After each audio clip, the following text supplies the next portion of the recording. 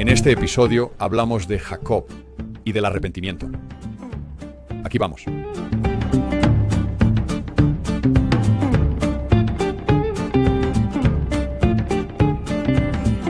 Muy bien, en este episodio vamos a cubrir desde Jacob 1 hasta Jacob 4. Este es probablemente un día de la expiación, la fiesta de los tabernáculos, donde Jacob está aquí en el templo. Tiene un discurso que dará y parece que realizará algunos rituales aquí. No será grato para los hombres. Nefitas los llamará al arrepentimiento y lo que hace aquí. Antes de que él pase a Jacob 5 con la alegoría de los olivos, nos dará la primera mitad del mensaje del libro de Mormón, que es la doctrina de Cristo. Y eso es de nuevo muy apropiado, ya que estamos probablemente en un escenario del día de la expiación. Así que tiene a todos reunidos aquí en el templo y va a hablar con ellos, a dar un discurso. Han pasado 55 años desde que Lehi dejó Jerusalén.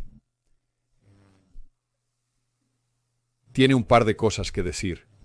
Enmarcará los capítulos 1 y 4, antes de entrar en la alegoría del olivo con la doctrina de Cristo. Y en el centro tratará sobre el arrepentimiento. Así es como lo hace. Primero, un par de puntos que menciona. En el versículo 2 dice, y me dio a mí, Jacob, un mandamiento de escribir en estas planchas. De nuevo, estas son las... Hay dos planchas separadas. Estas son las planchas menores. Estas no son las planchas que Mormón abrevió. Estas son las que Mormón insertó después. No son las planchas del manuscrito perdido. ¿Verdad? Esto reemplazó al manuscrito perdido, siendo estas las planchas menores. Entonces, él está siendo dicho aquí que escriba sobre estas planchas por Nefi, algunas cosas que yo consideré muy preciosas. Son mayormente cosas espirituales, que no debería tocar, salvo ligeramente sobre la historia de este pueblo, que son llamados el pueblo de Nefi, porque esa información, el registro histórico, estará en las planchas grandes. Lo que perdimos, ¿verdad? Con 116 páginas. Dice, solo hablaré de lo más importante. Lo dice porque es difícil el grabar en las planchas. Por supuesto que lo es. Consume mucho tiempo. Muy difícil de hacer.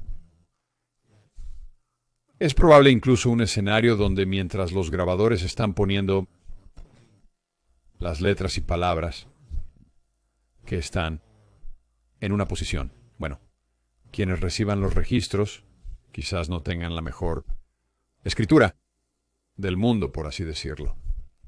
Aunque tuvieras un entendimiento directo del idioma, sería difícil de leer. Es probablemente parte de la debilidad que Mormón y Moroni mencionan al escribir en las planchas. Pero dice que la razón por la que lo hacen es que entienden que esto es lo único que durará. ¿Sabes? Escribir en papiro o cualquier cosa que ellos usen para papel.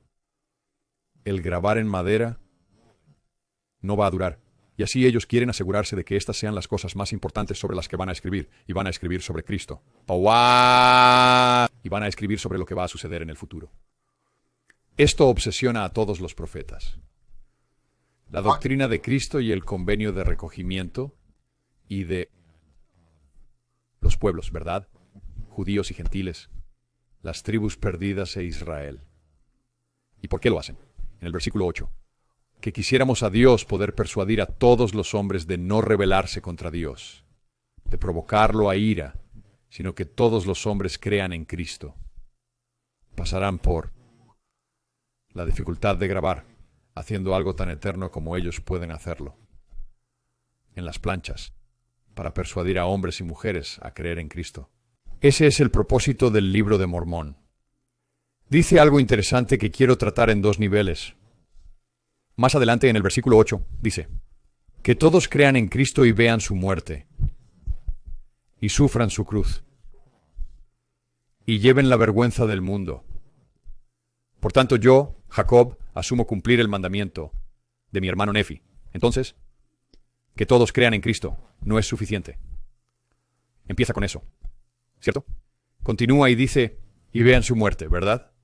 Entonces entiendan su sacrificio y sufran su cruz y lleven la vergüenza del mundo. Creo que podemos hablar de esto en dos niveles. Primero, sin importar qué, estando en este mundo mortal, tendremos la oportunidad, por fuerza o circunstancias, de llevar la cruz de Cristo y de llevar la vergüenza del mundo. Quienes están en el árbol de la vida soportarán la vergüenza de quienes están en el edificio grande y espacioso. Pero creo que va más allá. Es cuestión de ¿qué es llevar la cruz? Llevar la cruz sería, de nuevo, sería tomar sobre sí la vergüenza del mundo, la adversidad del mundo. Tomar y llevar las cargas de otros, como el Salvador, con misericordia, amor y caridad. Y así la segunda parte, el segundo nivel, sería seguir el ejemplo de Cristo. Entonces cuando Él dice, ven, sígueme, no es solo escucharlo. Y escuchar sus mandamientos y lo que Él dice, pero es realmente seguir en sus pasos, ¿verdad? Y hacer lo que Él hizo. Ese es el gran entendimiento de la plenitud del Evangelio de Jesucristo, que no es solo lo que hacemos o no, no es solo la ley menor y los mandamientos, y no es una comprensión vaga de la gracia, donde la ley superior viene y dice, mientras tú creas, estás bien, no hay problemas aquí, bien por ti, qué suerte la tuya. ¿Verdad? Es lo que hay en medio, lo que importa, y es nuestro albedrío y lo que nosotros hacemos con él. ¿Estamos siguiéndolo en el sentido de convertirnos en más como él y siguiendo su ejemplo? Y si vamos a hacer eso, significa que debemos llevar la cruz. Así lo veo yo, ¿verdad? Que también cargamos con su cruz. Y seguimos su ejemplo en el sacrificio que hizo, donde sufrió por otros. Llevó sus cargas y los amó, y dio su vida por nosotros. Así que estamos en una situación en la mortalidad, donde vamos a cargar la cruz porque amamos a los demás. Y si acaso vas a amar a la gente, vas a sacrificarte por ellos, vas a brindar caridad. Pero aquí también tenemos el cargar su cruz, o sea, seguir su ejemplo e intentar ser como él. Entonces, en el versículo 9 se nos dice que Nefi envejece y unge a un hombre. Eso es todo lo que sabemos. Parece que no es su hijo. Lo unge rey y gobernante de su pueblo. Quizás no tuvo hijos. Dice en el versículo 10.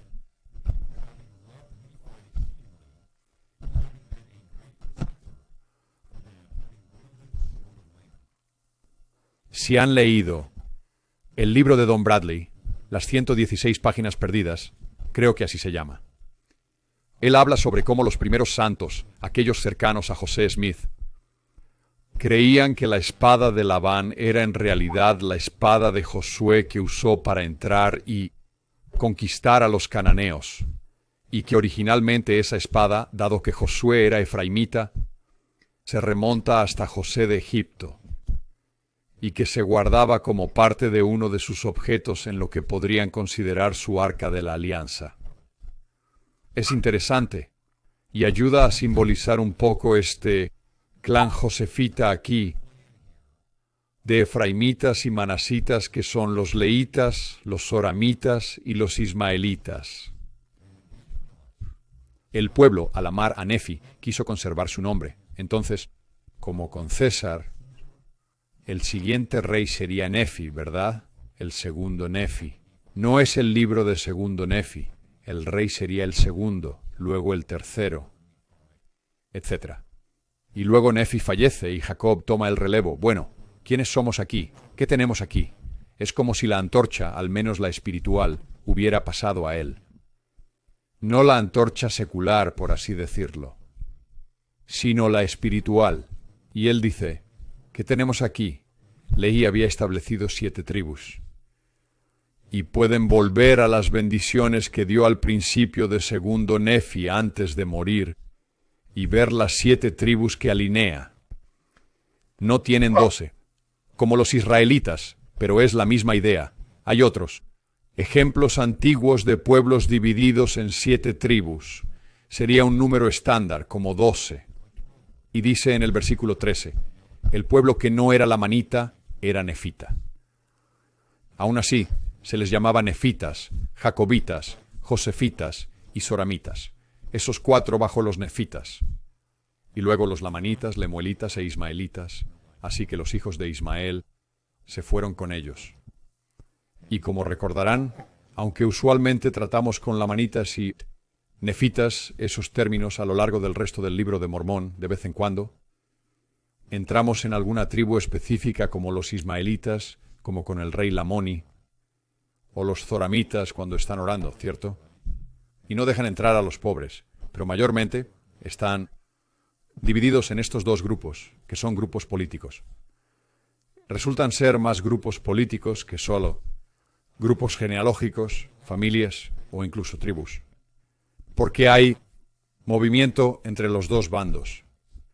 Y está el bando que apoya a los nefitas y el bando que apoya a los lamanitas.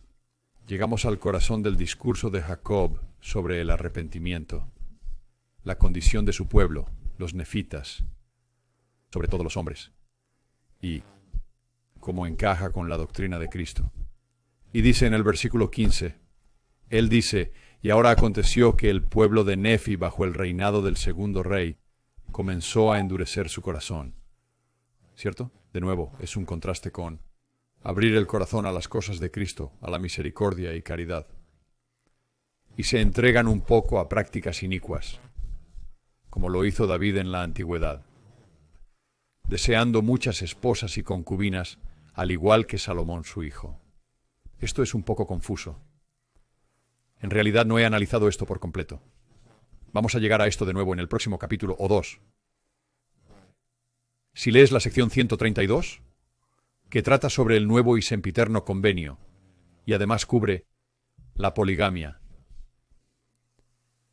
dice que David y Salomón en realidad, o al menos David, recibieron más esposas, que eso fue del Señor. Aquí nos inclinamos hacia un lugar donde parece fue una práctica inicua. Lo veremos en un momento. Sé que es el tema del que nadie quiere hablar. Quiero tocarlo aquí. Y la segunda cosa en el versículo 16, también empezaron a buscar mucho oro y plata, y empezaron a enaltecerse en orgullo. Entonces, ¿qué ocurrió? Alguien halló oro y plata. Ahora, si tienes una familia o 2 familias que salen y encuentran esto, ¿qué le hace eso a los demás? Es una fiebre del oro. Todos van a salir, están minando, buscan enriquecerse. Eso desestabilizará las cosas, porque solo unas pocas personas van a encontrar esos metales. Esto puede ayudar a fortalecer la economía y desarrollar su civilización. Pero algo ocurrirá con esto, como siempre sucede con la riqueza. Tenemos estas 2 cosas. Hombres en la fiebre del oro y hombres buscando esposas adicionales y concubinas. Y él va donde tiene autoridad para hablar de esto. Dice en el 18, porque yo, Jacob y mi hermano José, habíamos sido consagrados sacerdotes y maestros de este pueblo por la mano, de Nefi. No es el rey, pero está en el templo, es su palacio, por así decirlo. Es actuando como el portavoz de el Señor. Y como dice que fue consagrado para esto, en el versículo 19, también se le dice que debe magnificar su cargo. Y tomando sobre ellos, él y Jacob o él y José, la responsabilidad respondiendo por los pecados del pueblo sobre nuestras cabezas.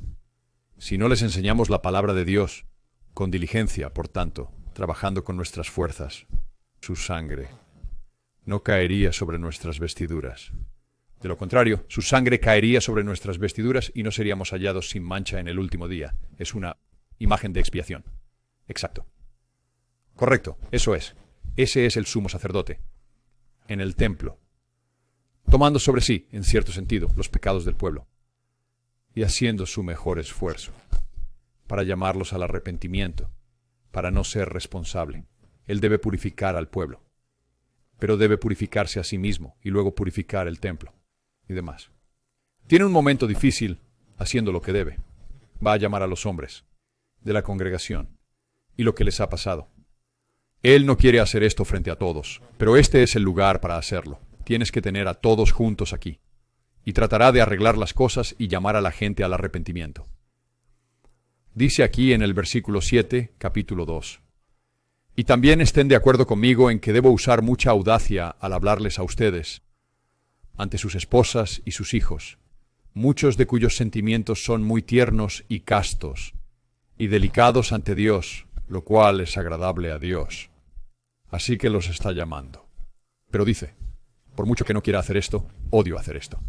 En el versículo 10, pero pese a la magnitud de la tarea, debo cumplir los estrictos mandamientos de Dios, y hablarles de su maldad y abominaciones, ante los puros de corazón, y del corazón quebrantado y bajo la mirada del ojo penetrante, del Dios Todopoderoso. En otras palabras, el Señor sabe todo, con su ojo penetrante. Y así tenemos que ponerlo al descubierto. Él sabe que no puedo ocultar esto. Y dice aquí, esto es lo que pasa, ¿verdad? Dice en el versículo 12, muchos han comenzado a buscar oro y plata, y toda clase de minerales preciosos en los cuales esta tierra, que es tierra de promisión, para ustedes y su descendencia, abunda más abundantemente. En otras palabras, esta tierra es para una herencia espiritual, y ustedes están buscando oro y plata. Ahora, tal vez pensaríamos en nuestras mentes modernas. Bueno, no es gran cosa. El problema es la contención que va a traer al grupo. Esto es inevitable en cualquier grupo, dice aquí en el 13. Y la mano de la providencia les ha sonreído de manera muy agradable. Han vivido los mandamientos. Han sido bendecidos. Han hallado estos minerales preciosos. ¿Y ahora qué pasará? Es el conflicto, ¿verdad? Ese es ese ciclo de orgullo. ¿Cómo mantienes el equilibrio? Porque si estás siguiendo los mandamientos del Señor, y serás bendecido, y puede que no sean riquezas, pero recibirás bendiciones. Y la pregunta es, ¿cómo te mantienes humilde? Cuando recibes esas bendiciones, eso me parece una gran parte de la madurez espiritual, ¿verdad? Salgo y sigo estos principios. Aprendo a confiar en ellos. Tengo fe en ellos y recibo bendiciones de varios tipos por esto. ¿Cómo me mantengo en mi estado original, de fe y humildad, a medida que estas bendiciones llegan a mí? Porque esa es la ley natural o espiritual, y continúa, y porque algunos de ustedes han obtenido más abundantemente que sus hermanos. Es inevitable. Lidiamos con eso hoy, ¿verdad? Algunos se preocupan más por eso que otros. Pero porque ustedes han obtenido más abundantemente que sus hermanos, se envanecen en el orgullo de sus corazones, orgullo, y llevan cuellos erguidos y cabezas altas por lo costoso de sus vestiduras. Ahora, vemos esto sobre lo costoso de las vestiduras. Una y otra vez, en el libro de Mormón, con este ciclo de orgullo va de la mano. La razón es que eso se señala tanto es porque en ese tipo de sociedad no andan conduciendo sus mejores autos, no andan conduciendo o construyendo sus grandes mansiones. La forma de mostrarlo principalmente será a través de tus vestiduras. El consumismo no es exactamente lo mismo entre los nefitas que aquí, especialmente en Occidente. Así que esa es la imagen de prosperidad. Y división de clases es lo que vistes. Y aquí está lo malo. Y debido a esto, persigues a tus hermanos porque supones que eres mejor que ellos. Las riquezas que algunos ganaron crean orgullo y creen ser mejores que los que no tienen riquezas. Y dice, mira, piensa en tus hermanos como en ti mismo, la regla de oro. En lugar de salir a buscar oro, sigue la regla de oro y libera tu sustancia para que ellos puedan ser ricos como tú. ¿Cómo llamamos a eso? ¿Verdad? Hay muchos argumentos hoy. De hecho, en los Estados Unidos, es un problema mayor sobre ciertas políticas y sobre Hay mucha charla sobre aplanar la jerarquía de clases, por así decirlo. ¿Verdad? Tienes el socialismo en un extremo y tal vez el libertarismo en el otro extremo del espectro. Y aquí Jacob dice espiritualmente, ya sabes, oye, no parece que los obligue a nada, pero dice, sé libre con tu sustancia para que ellos puedan ser ricos como tú. Así que él está hablando de caridad, lo que llamaríamos caridad. Y la realidad es que es realmente de caridad de lo que está hablando, el principio real. Porque seguimos esto un poco más y dice, antes de buscar riquezas, busquen el reino de Dios. De nuevo, tu jerarquía de valores. Si tienes riquezas y tu ambición por las riquezas es mayor que buscar el reino de Dios, esa jerarquía de valores necesitará un ajuste. Jacob lo señala porque eso es lo que pasó. Imagina estar en un... Hugh Nibley habla de esto en este capítulo. Él habla sobre cómo puedes imaginar a este grupo en una especie de frenesí. Al tratar de encontrar estos metales preciosos y estar en una zona minera muy orientada a los hombres. ¿Sabes a qué me refiero? Donde están fuera encontrando los metales y casi como un pueblo fronterizo y un pueblo minero a la vez. Y la forma en que ese ambiente podría crear problemas. Así que él intenta arreglarlo aquí con todos. Luego dice en 19, y después de haber obtenido una esperanza en Cristo, recuerda la fe, la esperanza y luego la caridad. Obtendrán riquezas. Primero, construye tu testimonio, construye tu carácter y mantén una esperanza en el reino de Dios. ¿Verdad? Una esperanza, o sea, en tu herencia y el estado de ser por el que estás trabajando. Haz eso primero. Asegúrate de estar firme con eso primero. Y luego, si los buscas, este es el único calificador. Si buscas riquezas, las buscarás para hacer el bien, para vestir al desnudo, dar de comer al hambriento, liberar al cautivo y socorrer al enfermo y al afligido. Entonces, de nuevo, él sigue la misma fórmula. Estos profetas y autores tienen todos la misma fuente. Saben que es fe, luego esperanza, después caridad, y esa es la secuencia que debes seguir. Es una progresión lógica que todos debemos recorrer. Y no puedes alterarlos, no puedes darles la vuelta. Y entonces les advierte otra vez acerca del orgullo. Y entonces llega aquí al otro pecado, así que es la avaricia y el orgullo debido a esa codicia y el éxito con esa codicia.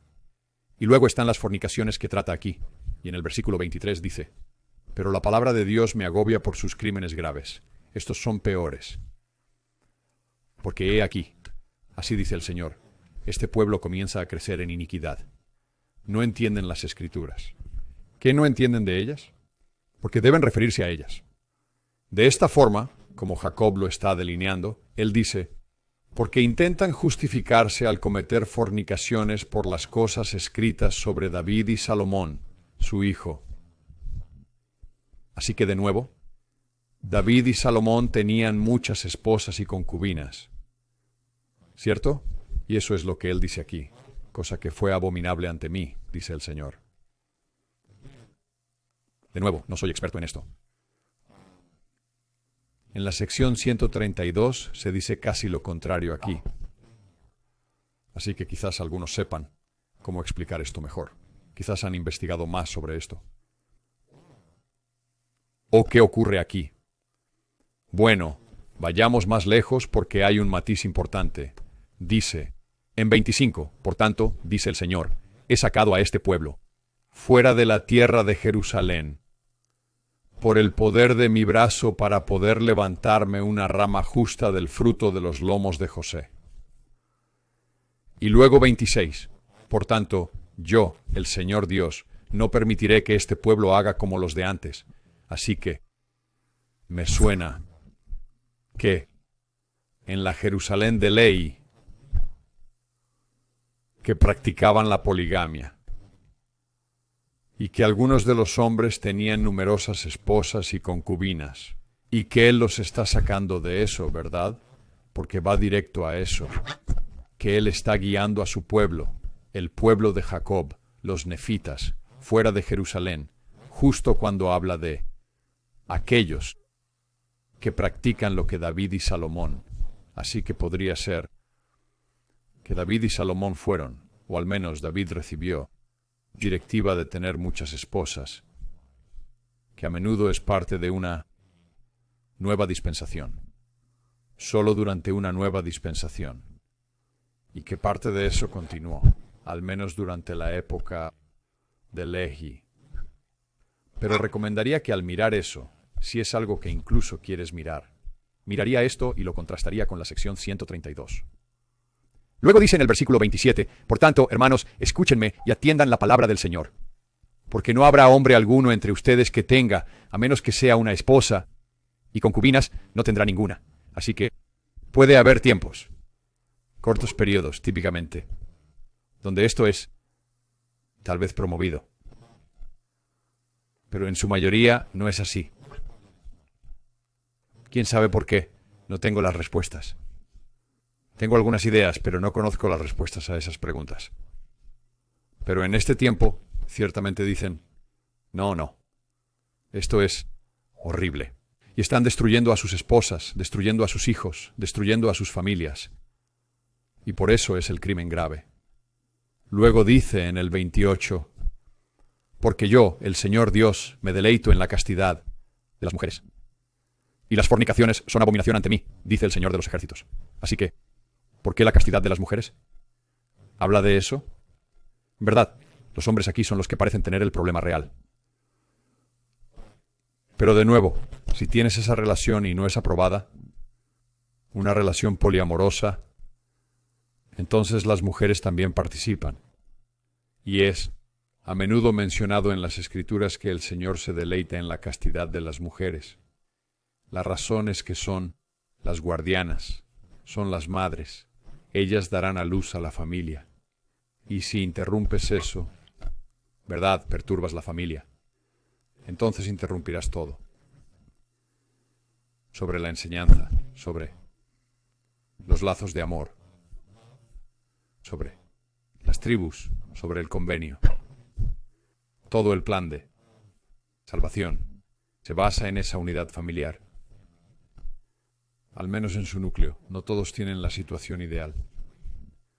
Y tal vez no funcionen así hasta la otra vida. Pero hay un ideal o algo por lo que intentamos esforzarnos. Aunque muchos podamos fallar o no estemos en esa situación donde haya una familia tradicional disponible. Pero eso no significa que no sigamos esforzándonos.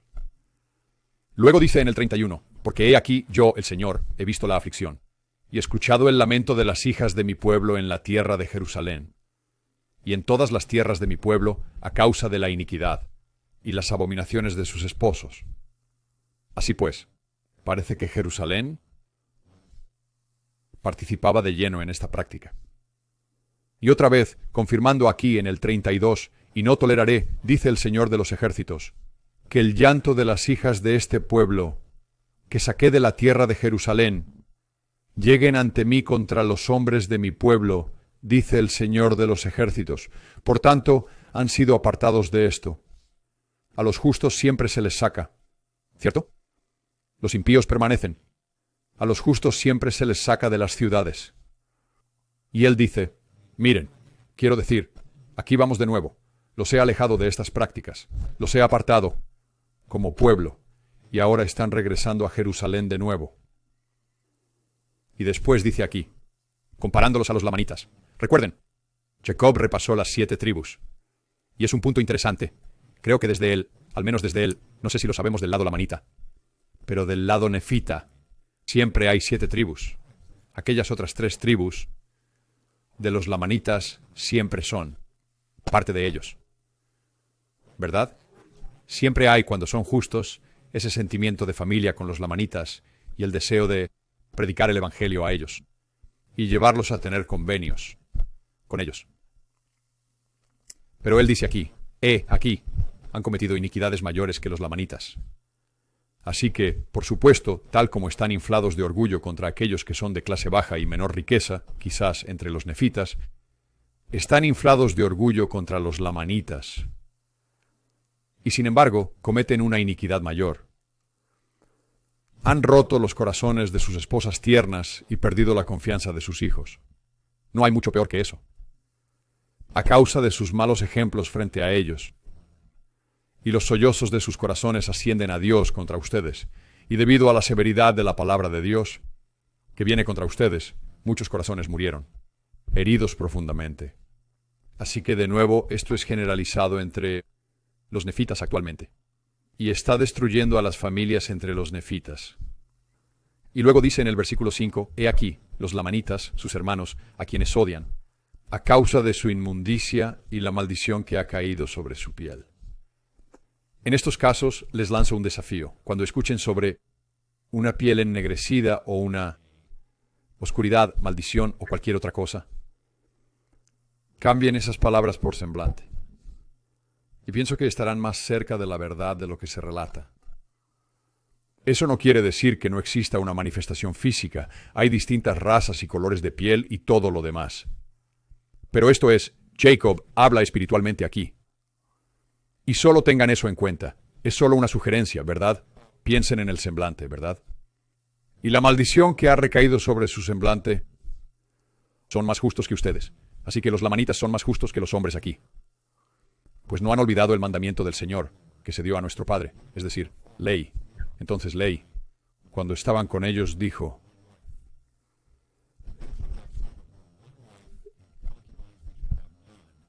por lo tanto, los lamanitas puede que no sigan todo, pero siguen una de las cosas más importantes, quizás la más importante. Él comenta,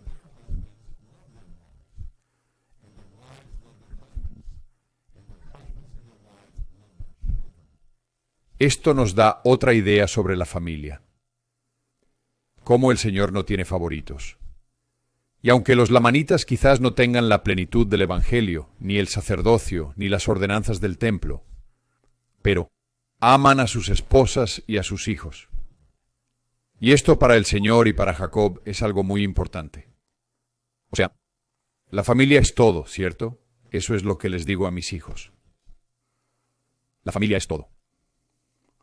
Luego vuelve aquí en el versículo 8. Oh, mis hermanos, temo que si no se arrepienten de sus pecados, que sus pieles, los lamanitas, su semblante será más blanco que el suyo, cuando sean llevados ante ellos ante el trono de Dios. Luego dice en el 11, algo que me gusta mucho, tiene que ver con cómo hablamos de la sobriedad, o de estar alerta, en comparación con estar embriagados con algo, ¿verdad? Dice en el versículo 11, oh, mis hermanos, escuchen mis palabras. Despierten las facultades de sus almas. Sacúdanse para que puedan despertar del sueño, de la muerte. ¿No? Es como, ¿qué los está distrayendo? ¿Qué los está alejando de la realidad? La realidad es la verdad. Y si no están siguiendo eso y están ebrios de algo, no están al tanto. Entonces están distraídos, ¿no? No están enfocados en la adecuada jerarquía de valores. Y así él ha ido y está, de nuevo, ese llamado al arrepentimiento por esas dos cosas. Es la ambición y el orgullo por las riquezas, ¿cierto? Mal dirigidos. Y es la destrucción de sus familias que están causando. Así que los llama al arrepentimiento. De nuevo, en el primer capítulo empieza con la doctrina de Cristo, que es de lo que trata todo esto. Él recorre esto de una forma ceremonial, frente al templo, hablándoles de arrepentimiento por sus sendas de pecado. Y ahora al llegar al capítulo 4, va a cerrar todo, regresando a la doctrina de Cristo. Y otra vez abre este capítulo aquí, hablando de lo difícil que es grabar, pero que tienen que hacerlo porque saben que todo lo demás desaparecerá. Y es como, ¿qué hacemos con nuestros hijos y los que nos rodean? ¿Cómo grabamos algo que sea más duradero en ellos al enseñarles? Y es, ya saben, ¿Estamos haciendo lo suficiente al escribir en papel? ¿O madera? ¿O grabando algo en planchas? Ahora, claro, pueden exagerar eso, especialmente con sus hijos. Pero es un buen pensamiento, ¿verdad? ¿Cómo estamos grabando en las planchas de sus corazones, sus mentes y sus espíritus, y en los que nos rodean, algo de valor permanente y eterno?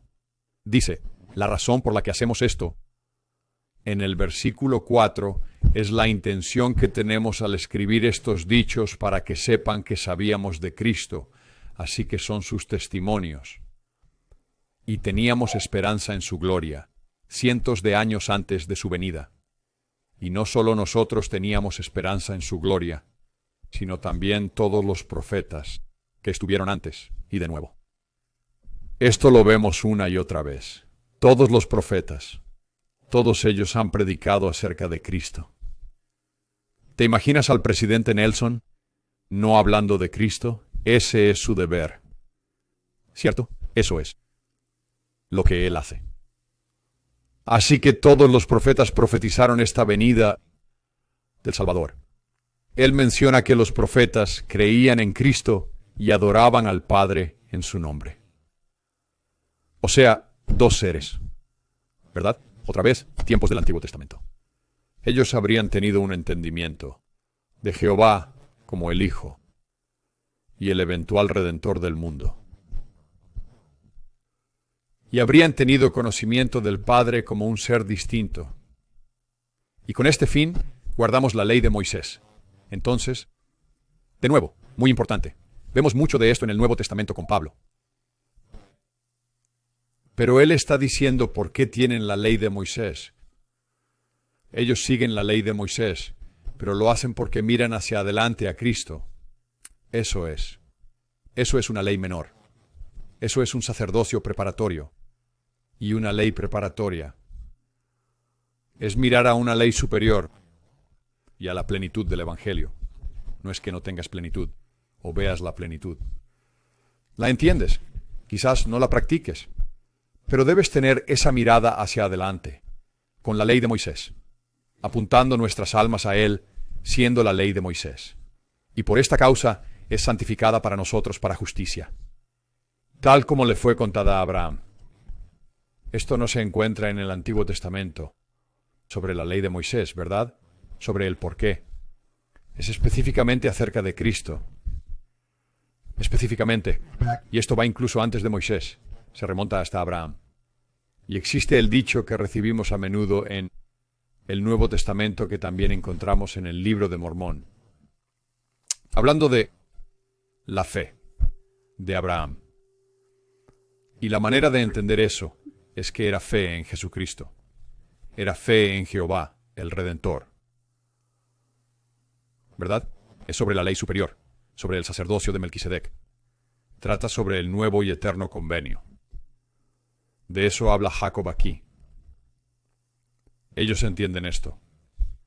Y ellos en el Libro de Mormón están aclarando lo que no tenemos en el Antiguo Testamento. Que Abraham debía ser obediente a los mandamientos de Dios al ofrecer a su hijo Isaac.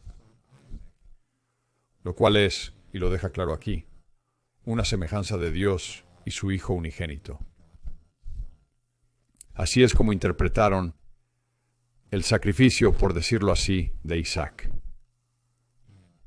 En términos mesiánicos, con Jehová siendo el Hijo de Dios. Y luego da una referencia de Melquisedec aquí, referencia del sacerdocio de Melquisedec en el versículo 6, al hablar de Abraham. Él dice, por tanto, escudriñamos a los profetas por Cristo, y tenemos muchas revelaciones en el espíritu de profecía, y con estos testigos obtenemos esperanza a causa de Cristo.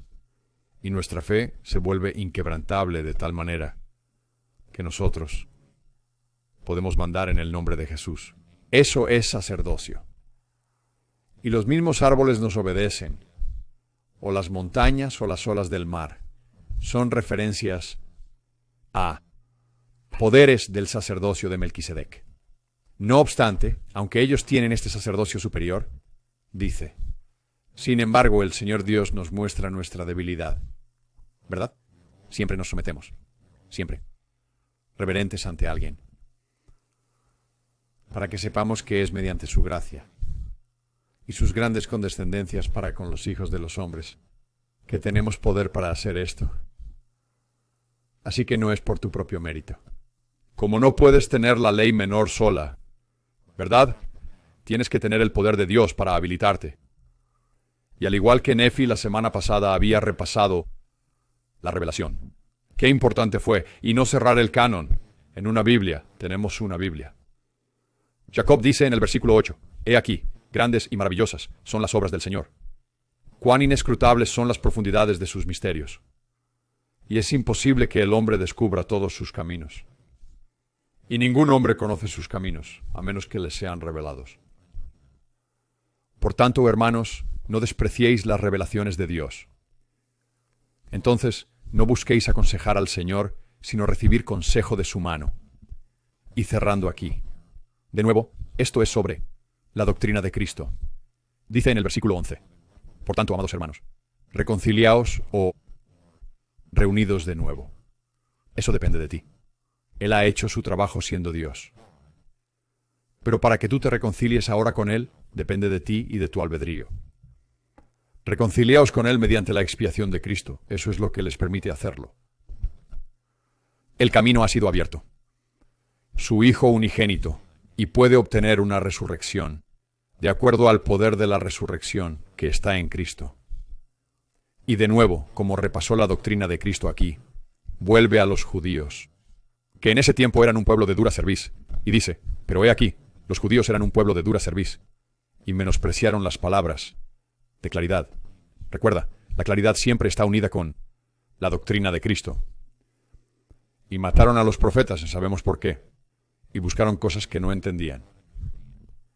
Por tanto, debido a su ceguera, la cual ceguera vino, por mirar más allá de la meta. Pecar básicamente significa perder la marca. ¿Verdad? Es una desviación de dar en el blanco, el verdadero blanco. Así que si tengo una flecha, por ejemplo, y miro más allá de lo que es el blanco, estoy pasando. Está ahí. Pero no le presto atención, miro más allá. Quiero debatir sobre pequeños puntos de doctrina y ser cada vez más sofisticado en mi enfoque y retórica. Y si hacemos eso, dice, y Jacob dice, que quitará esa claridad. Así que ese blanco eventualmente es quitado. Ya no lo vemos. Y muchas cosas son entregadas a esos individuos que no entienden por qué eso es lo que quieren. Quieren evitar el blanco, la meta. Entonces dice aquí, interesantemente, y porque lo desearon, Dios lo ha hecho, para que ellos puedan tropezar de nuevo. Así es como Cristo se vuelve una piedra de tropiezo para la gente. ¿Verdad? Suena raro, pero se describe así varias veces en las Escrituras. Porque si evitas la doctrina de Cristo, si la diluyes, si la quitas de en medio, entonces la doctrina de Cristo se convierte en un tropiezo para tu propio progreso hacia el templo. Te frena. Y Él sigue hablando del obstáculo y de la piedra que es desechada. Oímos esto en el Nuevo Testamento también. Así que es de nuevo una fuente común que vuelve a escritos previos que tienen en las planchas de bronce. Y dice, y ahora yo, Jacob, soy guiado por el Espíritu a profetizar, porque percibo por las obras del Espíritu que está en mí, que por el tropiezo de los judíos ellos desecharán la piedra, sobre la cual podrían edificar y tener un fundamento seguro, así que rechazarán a Cristo. Cuando Él viene a ellos y se manifiesta en cuerpo, en Palestina, que será rechazado.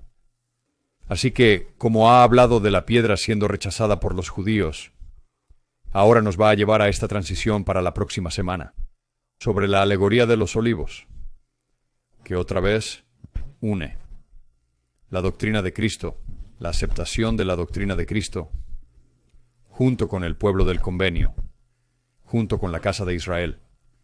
Y así es como lo hace. Ha hablado de la piedra siendo rechazada, y entonces dice, y ahora, mis amados, ¿cómo es posible que estos, después de haber rechazado el cimiento seguro o la piedra? ¿Pueden edificar sobre ella para que sea la cabeza de su ángulo? Si la han rechazado, los judíos la han rechazado, ¿cómo funcionará esto? Y en el 18, he aquí, mis amados hermanos, les explicaré este misterio. Si no soy de ninguna manera sacudido de mi firmeza en el espíritu, y tropiezo a causa de mi ansiedad excesiva por ustedes. Y ese es el fin del capítulo, y luego abrimos y entramos en senos, y la alegoría de los olivos con los judíos y toda la casa de Israel y los gentiles, siendo reunidos. Será emocionante repasarlo la próxima semana.